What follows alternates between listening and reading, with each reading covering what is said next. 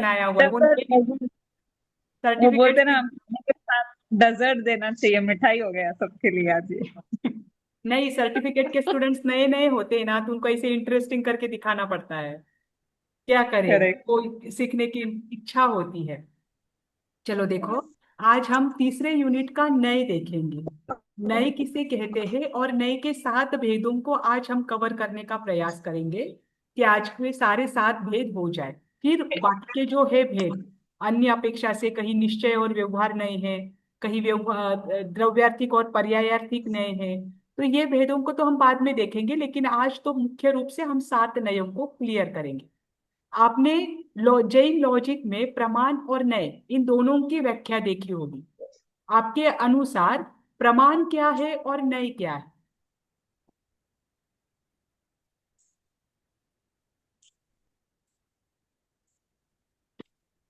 बताइए। Last year भी आपने तत्वार्थ में किया हुआ है? नहीं, है ना? लास्ट ईयर भी हमने तत्वार्थ में नय देखा था, तो नय किसे कहते हैं वो पहले बताइए मुझे, आपके अनुसार। एक ग्रुप का जो देखते हैं मैम। बराबर, एक दृष्टिकोण को देखना, कौन को देखना है? है ना? देखो, प्रमाण की व्याख्या करते हुए तो आपको मैंने पीछे बताया था कि स्वपर व्यवसायी ज्ञानम प्रमाणम, अर्थात जो निश्चयात्मक है, यथार्थ है और पूर्ण है, उस ज्ञान को प्रमाण कहते हैं। पर जो जो वास्तविक ज्ञान है, प्रत्येक वस्तु के अनंत धर्म होते हैं, अनंत विषय होते हैं। उन प्रत्येक धर्मों में से किसी एक या किसी प्रमुख धर्मों को मुख्य रूप से देखना और अन्य धर्मों को गौण रूप से देखना, ये नय कहलाता है। देखो, जैसे प्रमाण क्या करता है, सभी, कोई एक वस्तु है उसकी सभी धर्मों को देखता है, ये प्रमाण का कार्य है ना? यानी प्रमाण पूर्ण रूप से उस वस्तु को ग्रहण करता है, तभी उसे प्रमाण कहा जाता है। नय क्या करता है, प्रत्येक वस्तु के एक एक धर्म को उस की अपेक्षा से मुख्य करता है, उस धर्म की अपेक्षा से वस्तु को देखता है, और जो उसमें अन्य धर्म पाए जाते हैं उनको गौण करता है। ये नय का काम होता है। इसीलिए प्रमाण अगर समुंदर के समान है, तो नय एक बूंद के समान, ध्यान रखना, है ना? मतलब अनंत धर्म है, तो अनंत धर्मों के अनंत अनंत विषय होंगे। उन अनंत अनंत विषयों में से कुछ विषयों को मुख्यता देना, ये नय करता है। तो नय की 3 व्याख्याएं हमें सर्वार्थ सिद्धि में मिलती है, एक आलाप पद्धति में आती है। पहली व्याख्या क्या दी है नय की, कि ज्ञाता का जो मूल भाव है या उसका जो कहने का तात्पर्य है, उसका जो अभीष्ट अर्थ है, उसे नय कहते हैं। जैसे एग्जाम्पल में बताती हूँ कि मैं बोलने वाली हूँ और मैंने कहा कि हिमालय की आकृति मेरी ओर से ऐसी है। जैसे मैं भारत में हूँ, मैं भारत से हिमालय को देख रही हूँ और मैं ये बताती हूँ कि हिमालय की आकृति ऐसी है, तो मैंने जो जाना हिमालय को, उस अभीष्ट अर्थ को मैंने आपको बताया, तो आपने उसे जो समझा वो नए हैं। या मैंने आपको जो एक दृष्टिकोण बताया वो नए हैं। ठीक। दूसरी उसकी व्याख्या दी है कि शास्त्र ज्ञान का जो वैकल्पिक या ऐच्छिक अर्थ है, वैकल्पिक यानी विकल्प से, कंपलसरी नहीं, जो भी शास्त्र ज्ञान है उसका विकल्प से जो अर्थ किया जाता है, या ऐच्छिक अर्थ, किस समय में क्या अर्थ लेना है, अपने इच्छा अनुसार उसका अर्थ करना या परिस्थिति अनुसार उसके अर्थ को जानना भी नए हैं। ठीक। और तीसरी व्याख्या है कि किसी वस्तु के एक गुण को मुख्य रूप से व्यक्त करने वाला ज्ञान या विचार नए हैं। प्रत्येक वस्तु में कितने गुण हैं? अनेक गुण हैं, अनंत गुण हैं। उनमें से एक गुण को मुख्य करने वाला जो विचार होता है, उसे नय कहते हैं। ठीक। अभी इनका एक्सप्लेनेशन किसने कितने किए हैं, क्या किए हैं, ये हम अगली क्लास में देखेंगे। पहले इन 7 नयों के अर्थों को आप समझ लीजिए। ठीक। पहला है नैगम। मैं पहले इनके लिए एक आपको एक शॉर्ट शॉर्ट शब्द देती हूँ, उससे आपको ध्यान में आ जाए। नैगम नय क्या करता है? कल्पनाशील दृष्टिकोण बताता है। कल्पना वाला दृष्टिकोण किसका होता है? नैगम नय का होता है। ठीक। दूसरा जो है संग्रह। संग्रह का दृष्टिकोण कैसा होता है? सामूहिक होता है, ग्रुप में होता है। तो सामूहिक दृष्टिकोण किसका है? संग्रह नय का। व्यवहार नय का जो दृष्टिकोण है वह विश्लेषणात्मक होता है। विश्लेषणात्मक दृष्टिकोण, जहां पर एक एक संग्रह के एक एक पदार्थों को विश्लेषित किया जाना। तो ये विश्लेषणात्मक जो दृष्टिकोण है ये व्यवहार नय का होता है। रुजु सूत्र नय जो है ये वर्तमान से संबंधित दृष्टिकोण को दिखाता है। ठीक। फिर उसके बाद शब्द जो है ये मौखिक दृष्टिकोण को दिखाता है। मुख से बोले हुए जैसे शब्द है वैसे ही उसका अर्थ लेना। इनकी व्याख्याएं तो आगे आएगी, व्याख्या में बता दूंगी। मौखिक चलो तो सब दृष्टिकोण। निकालना हो तो बाद में निकाल, मैं क्लास ज्वाइन करती हूँ। अ, 3 बजे आएगा, 2:30 है। सविता जी आपका म्यूट कर दीजिए। समभिरूढ़ न्याय जो है वो पारंपरिक दृष्टिकोण को दिखाता है। और एवं भूत जो है वो सटीक समझ वाली दृष्टिकोण को दिखाता है। ठीक। एवं भूत क्या बोला मैम? सटीक अर्थ, उस समय का जो सटीक उस पर अर्थ लागू होता है। जैसे एग्जाम्पल में बता रही हूं कि कोई अगर राजा के सिंहासन पर बैठा हुआ है तो ये राजा का जो अर्थ है कि जो सिंहासनारूढ़ है और राज्य करता है वो राजा है। जब कोई राजा सिंहासन पर बैठा हुआ है तो वहां पर उसका सटीक अर्थ है कि वास्तव में ये अब राजा है, या इस समय आप इसे राजा कह सकते हैं। मैं आगे व्याख्या बताऊंगी तब आपको क्लियर होगा। अभी इसमें सबसे पहले देखिए नैगम नय। नैगम नय का कार्य क्या है? यह कौन सा नय है ये पहले समझिए। जो अपूर्ण कार्य है उन कार्यों के अर्थ में जो केवल संकल्प ग्रहण दिखाता है या कार्य हुआ है ऐसा बताता है। जैसे कि आपके चावल पकने को है, आपने चावल पकाने के लिए रख दिए और आपने हाथ लगाकर देख दिया। ठीक। तो आपको अगर सामने से हॉल में से आपको आवाज आई कि चावल हुए क्या, तो आप चावल चेक करते करते क्या कहते हो? हुए हो या गए नहीं हुए? चावल। हाँ, हो हो गए। गए हैं, हो हो गए। गए हैं बताते हो ना आप। तो जो कार्य हाँ। अपूर्ण हुआ है उसे आप पूर्ण रूप से बताते हो, वो क्या है? नैगम नय है। वो भी एक दृष्टि से गलत नहीं है, वो बस आप एक दृष्टिकोण बता रहे हैं कि हुए हैं मतलब अब होने में है, इस कारण से इसे हुआ है कहा गया है ना। ये नैगम नय 3 प्रकार का होता है। भूतकालीन, वर्तमान और भविष्य। यानी अतीत नैगम नय, भावी नैगम नय और वर्तमान नैगम नय। अब इनका मैं आपको पहले अर्थ बताती हूँ। जब अतीत में कोई घटना घटी है उसे वर्तमान के साथ आप लागू करते हो। देखो कल्पनाशील दृष्टिकोण यानी वर्तमान में कोई भी चीज आपके सामने नहीं है पर फिर भी आप उसे बता रहे हो, वो नैगम नय है। ठीक। जैसे चावल वर्तमान में पके नहीं है, वो पकने वाले हैं लेकिन आप अभी बता रहे हो कि वो पके हुए हैं। अब वैसा ही भूतकाल में कोई घटना घटी है उसे आप वर्तमान काल के साथ जोड़ देते हो।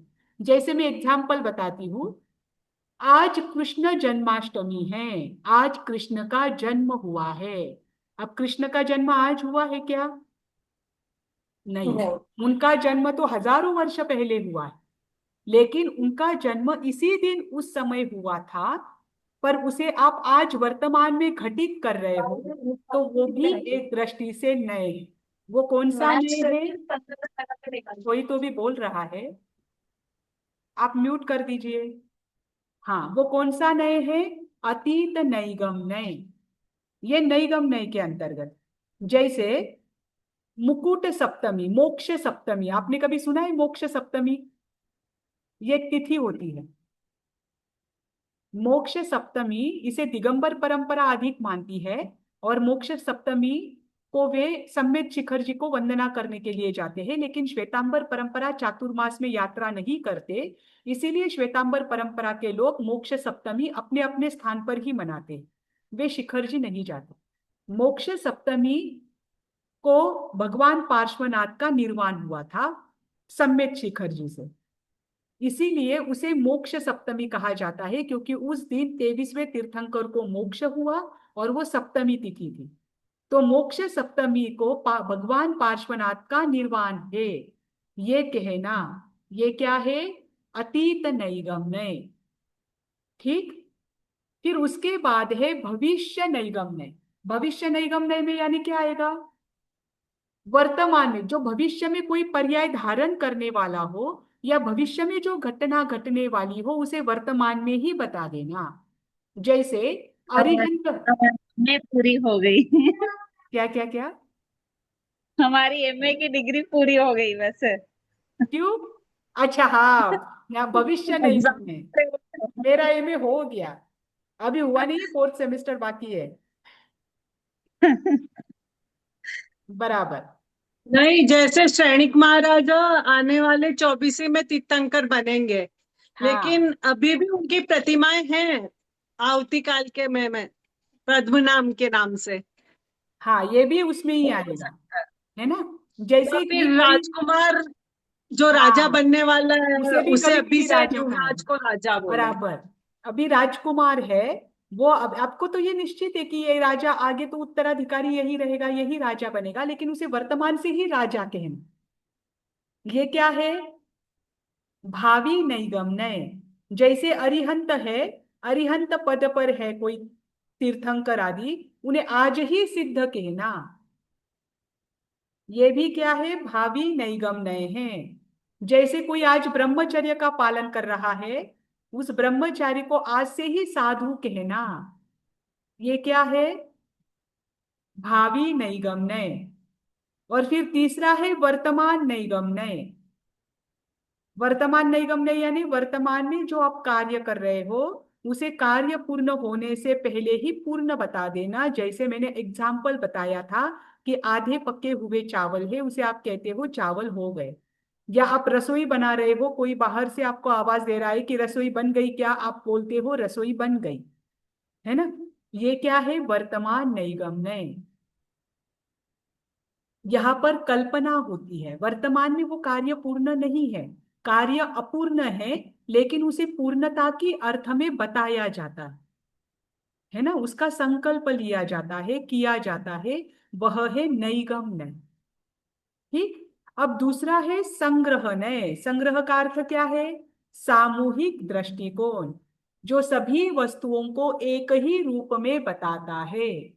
जैसे सभी जीव है, इसमें जीवों का कोई भेद नहीं किया। जैसे एकेंद्रिय भी जीव है, बेंद्रिय भी जीव है, नारकी भी जीव है, तिर्यंच भी जीव है, मनुष्य भी जीव है, इनमें किसी भी प्रकार का भेद नहीं करना, सभी को जीव रूप संज्ञा देना, ये संग्रह नहीं है, यह सामूहिक रूप से लिया जाता। ठीक। फिर तीसरा जो है वह है व्यवहार, व्यवहार ने, जो सामूहिक दृष्टिकोण है, उस दृष्टिकोण द्वारा जो आपने पदार्थों को समझा है उनका विश्लेषण करना। देखो ध्यान रखो, जैसे सभी जीव है, यह संग्रह नय है ना, पर उसमें भी पुनः विश्लेषण करना कि नहीं, कुछ सांसारिक है, कुछ सिद्ध है, सांसारिक में कुछ एकेंद्रिय है, कुछ पंचेंद्रिय है, पंचेंद्रिय में कुछ देवता है, कुछ नारकी है, कोई मनुष्य है, कोई तिर्यंच है, ऐसे उसमें विश्लेषण करना, ये व्यवहार नय है। ठीक। फिर उसके बाद आता है रुजु सूत्र नय। रुजु सूत्र नय का दृष्टिकोण कौन सा है, वर्तमान से सहन संबंधित, एकदम। वर्तमान से संबंधित, है ना। हम्म। जो मात्र वर्तमान, जो दृष्टिकोण वर्तमान के स्वरूप को ही ग्रहण करता है, वह रुजु सूत्र नय है। ध्यान रखना, रुजु सूत्र और एवं भूत में कंफ्यूजन मत करना। मैं आपको एक्सप्लेन करूंगी, कि एक उदाहरण दूंगी ताकि आपको वो और क्लियर हो जाए। कि रुजु सूत्र भी वर्तमान को करता है और एवं भूत भी वर्तमान को ही अभ्यास करता है, लेकिन एवं भूत कितना सूक्ष्म होता है। ठीक, बस इतना ध्यान रखो, जो दृष्टिकोण केवल वर्तमान को ही या वर्तमान के स्वरूप को ही ग्रहण करता है वह रुजु सूत्र नय। जैसे ये जीव है, आज वर्तमान में हम सब कौन है, मनुष्य है। तो रुजु सूत्र नय हमें मनुष्य क्या करता है, किस अपेक्षा से देखते हैं हम, रुजु सूत्र नय की अपेक्षा से जानते हैं कि हम मनुष्य है, क्योंकि वर्तमान में हम मनुष्य। ठीक, इसके बाद शब्द नय, शब्द नय को अच्छे से समझो। इसकी दो व्याख्याएं होती है। पहली व्याख्या है कि संख्या, लिंग, कारक इनके आधार पर जैसे शब्द दिए हैं उनका वैसा ही अर्थ करना। जैसे कि आम्र वनः, ध्यान रखो, आम्र वनः, तो आम्र के वृक्ष वन है। ये मौखिक दृष्टिकोण है, जैसे शब्दों का उच्चारण किया उसे उसी के अनुरूप अर्थ करना। यह है लिंग, संख्या और कारक की दृष्टि से उसका अर्थ करना। ठीक, और दूसरा है कि जो सभी पर्यायवाची शब्दों के लिए, मतलब जो एक शब्द बहुत पर्यायवाची शब्दों को इस्तेमाल होता है लेकिन उसे एक ही अर्थ में ग्रहण करना। जैसे कि इसकी व्याख्या मैं वापस बताती हूँ, पहले एग्जाम्पल समझिए। गो शब्द है, गो शब्द का अर्थ क्या होता है, गो मैम शब्द किसका? है, गो गो, गो शब्द है संस्कृत, उसका अर्थ क्या होता है। जाना, गो गम्मती। अच्छा ठीक है, मैं आपको एक एग्जाम्पल बताती हूँ। उपासक दशांग सूत्र में आया है कि आनंद श्रावक के पास गोधन भरपूर था। गाय गाय। गाय गाय गाय क्या गाय। आपको गो का अर्थ मुझे बताना पड़ रहा है। गाय नहीं गौ, ना मैम, गो हम ऐसे मतलब बोलते हैं रिलेटेड। ना, गो गौ रस गौ गौ, आता है ना, गो देखे रस आता है। गौ की मात्रा आती है ना, तो गऊ बोलते हैं, इसलिए वो गऊ गऊ ध्यान रहा, गो नहीं गौ नहीं, गो नहीं यार। शब्द है वो। गौ तो और एक हो जाता है, जो गाय जैसा प्राणी होता है ना उसके लिए गौ कहते हैं, अच्छा। उसके लिए ओ, गौ शब्द आता है। देखिए जैसे गोरस है, गोवर्धन है, गोरस यानी दूध के पदार्थ। गोवर्धन पर्वत है जहां पर गायों को चराने के लिए लेकर जाते थे, है ना। जैसे गोधन है, गाय रूपी धन है ना। तो ये गो का अर्थ हम क्या लेते हैं, गाय। पर वास्तविक रूप में अगर आप संस्कृत का अध्ययन करोगे तो गो का अर्थ किरण भी होता है, गो का अर्थ पृथ्वी भी होता है, गो का अर्थ वाणी भी होता है ना। पर शब्द नहीं क्या करेगा, उसे लोक व्यवहार में जैसा प्रचलित है उसके अनुसार ही उसका अर्थ करेगा। जब भी आप शब्द नय के द्वारा उस गो का अर्थ करोगे तो उस गो का अर्थ एक ही होगा, गाय।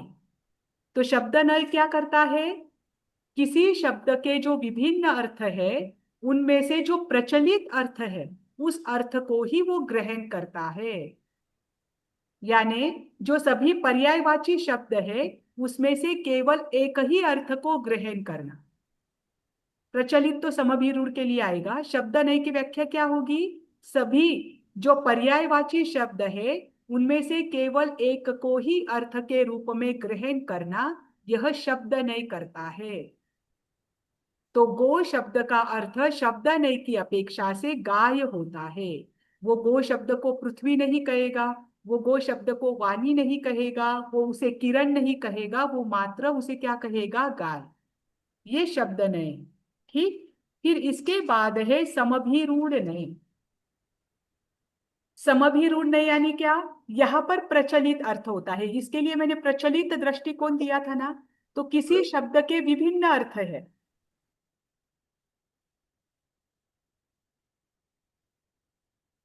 हाँ किसी शब्द के जो विभिन्न अर्थ है। एक्चुअली मैंने गड़बड़ कर दी, जो गो शब्द का अर्थ है ना वो समभिरूढ़ के लिए आएगा, वो उदाहरण ध्यान रखना। शब्द के लिए तो श्रमण का उदाहरण लिया था, श्रमण, निग्रंथ, मुनि, सबको लिए एक ही शब्द का ग्रहण करना।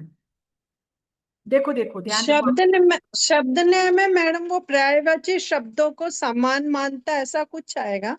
हाँ नहीं, पर्यायवाची शब्दों को एक ही अर्थ में ग्रहण करेगा, ये बराबर है। हाँ, समान पर मानता है। हाँ, हाँ।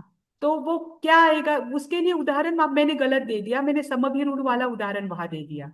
देखो इसके लिए उदाहरण आएगा श्रमण, मुनि, निग्रंथ, प्रमाण। साधु, इन सबको एक ही अर्थ में ग्रहण करना, भिक्षु। हम्म। और समभिरूढ़ क्योंकि प्रचलित इसका दृष्टिकोण है, तो समभिरूढ़ क्या करता है, प्रचलित जो दृष्टिकोण है उसे ग्रहण करता है। लोक व्यवहार में जो प्रचलित दृष्टिकोण है, जो फेमस है, उसके लिए गाय शब्द का अर्थ दिया था कि गो शब्द के बहुत अर्थ होते हैं, लेकिन प्रचलित क्या है गो के लिए, गाय। तो तो गो के मैम ये लिए गाय। सभी पावर में जाए, अब आप शब्द नहीं बता रहे हो। अभी समभिरूढ़, ये जो मैंने गाय शब्द का उदाहरण दिया ना, ये समभिरूढ़ नय का है, ध्यान रखना।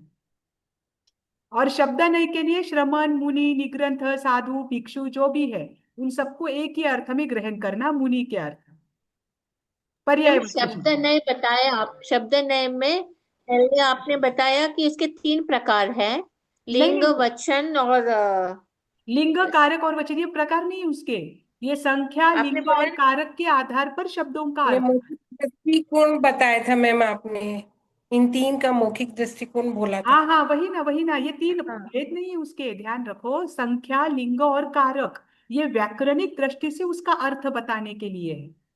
जैसे देखो, आम्र वनम, अगर ऐसा कहा तो एक आम्र वृक्ष का वन है, मौखिक क्या करता है, वैसे के वैसे अर्थ निकालता है।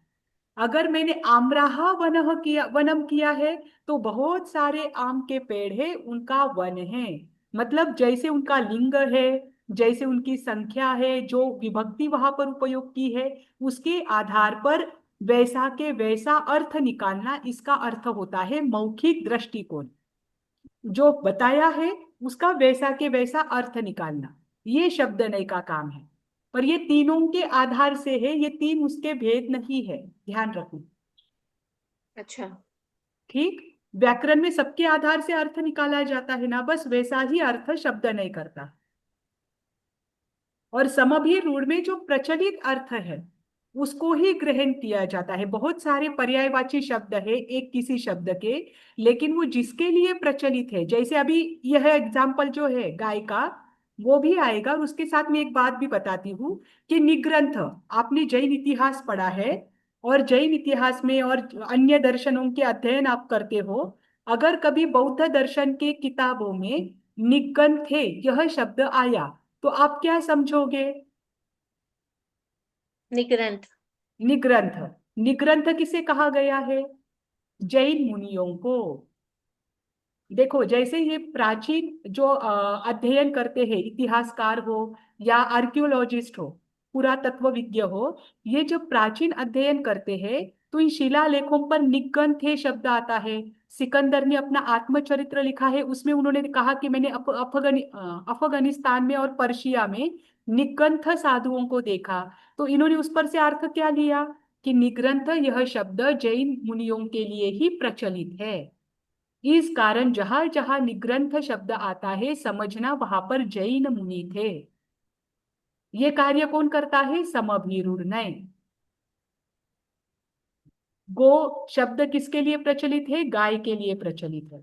तो गो शब्द के भले ही पृथ्वी, वाणी, किरण ये अर्थ भी संस्कृत में आते हो, लेकिन गो शब्द का अर्थ गाय ही लिया जाता है, क्योंकि यही प्रचलन में है। तो जो पर्यायवाची शब्दों में से मात्र जो प्रचलित अर्थ है, उस अर्थ के रूप में ही उसे ग्रहण करता है, वो है समभिरूढ़ नय। ठीक। और उसके बाद आता है एवं भूत नय। जब बोला गया शब्द है, वह वर्तमान में चल रही क्रिया से संबंधित होता है। बोला गया शब्द और वर्तमान में चल रही क्रिया, इन दोनों में कहीं ना कहीं समानांतर वो हो जाता है, तब उस नय को एवंभूत नय कहते हैं। जैसे कोई पुजारी है, मंदिर का पुजारी, पर उसको वो जब पूजा कर रहा है, तब ही उसके लिए पुजारी शब्द सार्थक होता है एवं भूत नय की अपेक्षा से। एवं भूत नय उसे पुजारी कब कहेगा, जब मात्र वो पूजा का कार्य कर रहा हो। कोई राजा राज्य चलाने के लिए राज दरबार में सिंहासन पर बैठा हुआ है, उसी समय एवं भूत नय उसे राजा कहेगा। अन्य समयों में एवं भूत नय की अपेक्षा से वो राजा नहीं है। तो इसकी व्याख्या देखिए, जो बोला गया शब्द है, जैसे बोला गया शब्द है पुजारी, और उस समय कोई व्यक्ति पूजा की क्रिया कर रहा है, इन दोनों में साम्यता दिखाने वाला नय कौन सा है? एवं भूत नय। अगर कोई व्यक्ति, सामान्य व्यक्ति भी अगर उस समय पूजा कर रहा है, तो उस समय उसे क्या कहना? पुजारी कहना, क्योंकि वो पूजा की क्रिया कर रहा है। ये क्या है? एवं भूत नय। ठीक, समझ में आया? अब इसके लिए एक कॉमन उदाहरण लूं। आजकल पाप बहुत बढ़ गए हैं, लग रहा है क्या आपको ऐसे? यस मैम, लग रहा है।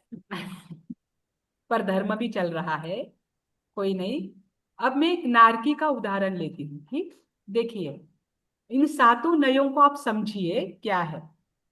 ठीक, देखिए, पापियों की अगर कोई संगति करता है, कोई वर्तमान में मनुष्य है या कोई युवा है, वो युवा व्यसनों के अधीन है, या उसके सारे मित्र जो है ये व्यसनाधीन है, ये अलग अलग तरीके से हिंसा आदि कार्य करते हैं, उनकी संगति में कोई युवा है, तो उसे देखकर भविष्य की अपेक्षा से कोई उसे कहता है कि ये तो क्या है? नारकी है।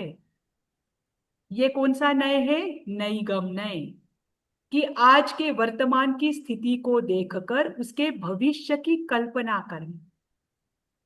ठीक, तो आज वर्तमान में कोई पापियों की संगति में है या पापकारी कार्य कर रहा है, उनके संगति में है, ऐसे संगति में जाने वाले युवक को ये नारकी है, ये भविष्य की कल्पना करके बताना, ये क्या है? नईगम नय है।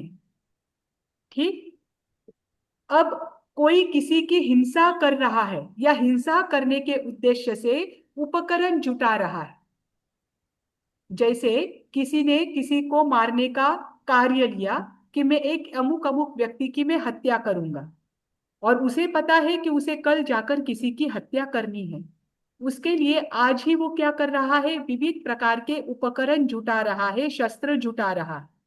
तो वो जब मारने के उद्देश्य से शस्त्रों को इकट्ठा करता है, तो उन इकट्ठा किए हुए शस्त्रों के कारण वह जीव क्या कहलाता है? संग्रहणय। बस शस्त्रों को ही इकट्ठा किया, तब उसे नारकी कहना। पहले तो संगति, पापियों की संगति ही की, तब उसे नारकी कहना, ये नईगम है।